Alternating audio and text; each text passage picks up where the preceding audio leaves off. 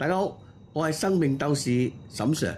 嗱，人呢一世唔係要你做一個無情嘅人，而係要學識拎得起放得低，分清人生嘅輕重緩急。嗱，好多時候所謂嘅六親不認，先係對自己、對值得嘅人咧最負責任嘅態度。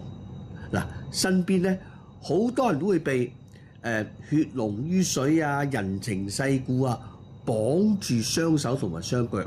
可能有啲親戚啊、朋友啊，想同你借埋啲積蓄咧，投資啲傳銷啊咁。嗱，你明知道唔妥嘅，嗱，但係咧就因為心諗，一家人唔好計較咁多啦，硬住頭皮去應承。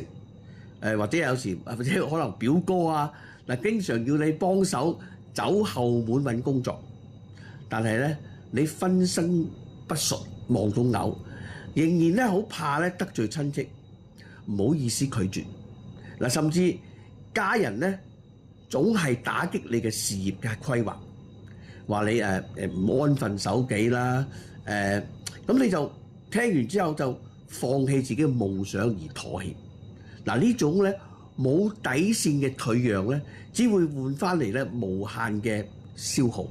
嗱，真正嘅六親不認，從來都唔係冷血，而係唔好再俾呢啲虛假嘅親情道德綁架。嗱，要敢於係為我哋嘅人生咧劃清界線。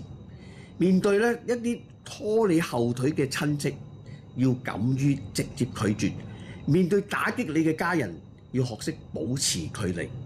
嗱，職場遇到一啲關係戶想走捷徑嘅，唔好因為咧人情而突破自己嘅原則。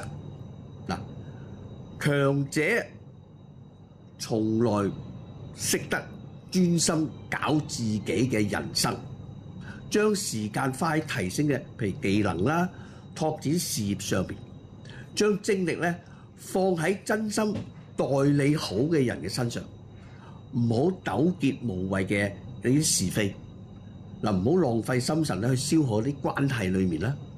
嗱，呢啲嘅清醒同埋果斷啊，先係我哋成大事嘅起點，亦都係咧保護好自己、實現目標嘅必經之路。